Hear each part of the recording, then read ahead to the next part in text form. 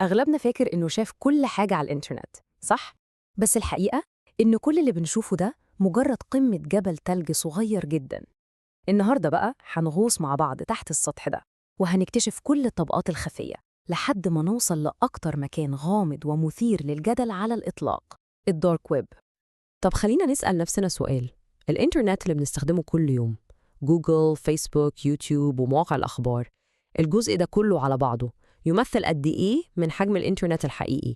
هل هو معظمه؟ نصه؟ يا ترى كام في المية؟ الإجابة ممكن تكون صادمة لناس كتير. 5% بس. ده هو الجزء الوحيد من الإنترنت اللي محركات البحث زي جوجل بتقدر توصل له وتظهره في النتائج. طب وال95% الباقيين دول راحوا فين؟ وإيه حكايتهم بالظبط؟ ده اللي هنعرفه سوا. تمام، يلا بينا بقى ونفصص الموضوع ده.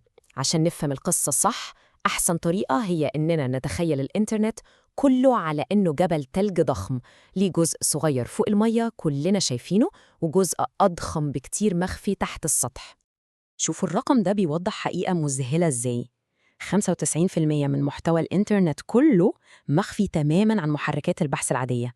يعني الجزء السطحي اللي كلنا بنقضي عليه ساعات كل يوم هو مجرد نقطة في بحر. طب ال95% دول عبارة عن إيه؟ هم في الحقيقة بينقسموا لجزئين. الجزء الأكبر منهم اسمه الديب ويب، وده على فكرة مش مكان شرير ولا حاجة زي ما ناس كتير فاكرة. ببساطة شديدة هو أي حاجة محمية بكلمة سر، يعني حساب البنك الأونلاين، الإيميلات الشخصية، الملفات اللي على جوجل درايف، كل دي تعتبر من الديب ويب، محتوى خاص مش المفروض أصلاً يكون متاح لأي حد يبحث عنه. ومن هنا بنوصل لأعمق طبقة وأكترها غموض، الدارك ويب. ده بقى مش بس غير مفهرس، لأ، ده مخفي عن قصد، عشان أي حد يوصل له محتاج برامج معينة، وهو مصمم من الأساس عشان يدي للمستخدمين سرية تامة ومجهولية شبه كاملة. طيب إزاي بيقدروا يحققوا السرية الكاملة دي؟ السر كله في تقنية اسمها تور أو The Onion Router، يعني موجه البصل. وقصة التقنية دي نفسها فيها مفاجأة غريبة جدا.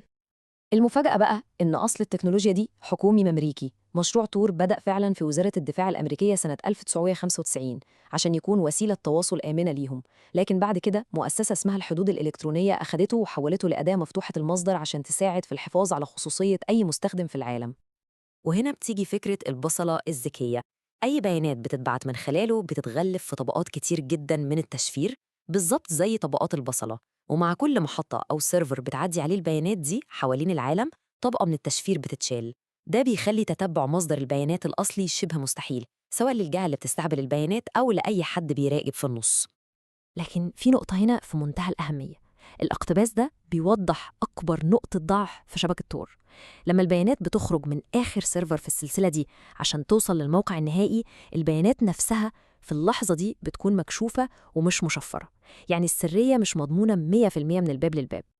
وده اللي بيخلينا نقول إن الدارك ويب بفضل تكنولوجيا تور عامل زي أي أداة قوية، سلاح له حدين، ممكن يستخدم في الخير وممكن يستخدم في الشر، وهو فعلا عالم بيحتوي على النقيضين دول بشكل صارخ. وهنا بنشوف التناقض ده بوضوح.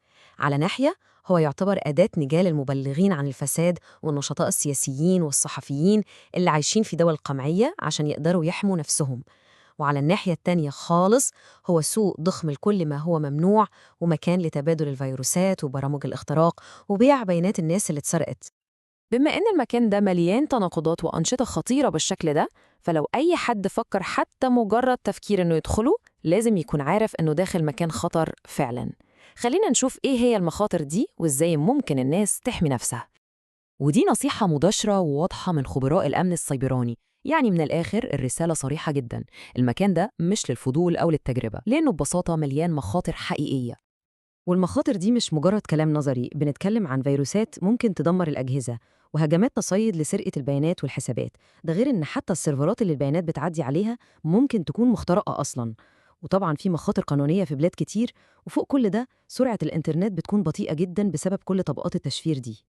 لكن لو حد مضطر يستخدم المكان ده لأسباب قهرية، زي الصحفيين أو النشطاء اللي اتكلمنا عنهم، ففي مجموعة أدوات حماية أساسية ما ينفعش أبداً يستغنى عنها. الأدوات دي أولها طبعاً متصفح تور نفسه، تاني حاجة هي ال Security Sandbox، وده كأنه بيحط المتصفح في صندوق معزول عشان لو نزل أي فيروس ما يأثرش على باقي الجهاز. كتير كمان بيستخدموا VPN عشان يضيفوا طبقة حماية إضافية فوق تور، وأكيد لازم يكون في جدار ناري أو Firewall عشان يراقب كل حاجة داخلة أو خارجة من الشبكة. إذن الخلاصة إيه؟ الخلاصة إن الدارك ويب في حد ذاته مجرد تكنولوجيا محايدة، قيمتها بتتحدد بالطريقة اللي بتستخدم بيها.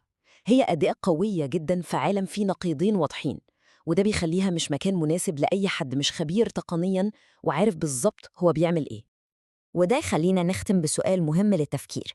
في عالم بيطالب كل يوم بخصوصية أكتر ومع زيادة الرقابة على الإنترنت، هل وجود مكان زي الدارك ويب بكل الخير والشر اللي فيه ممكن يكون شر لابد منه عشان نحافظ على مساحة ولو صغيرة من الحرية والسرية؟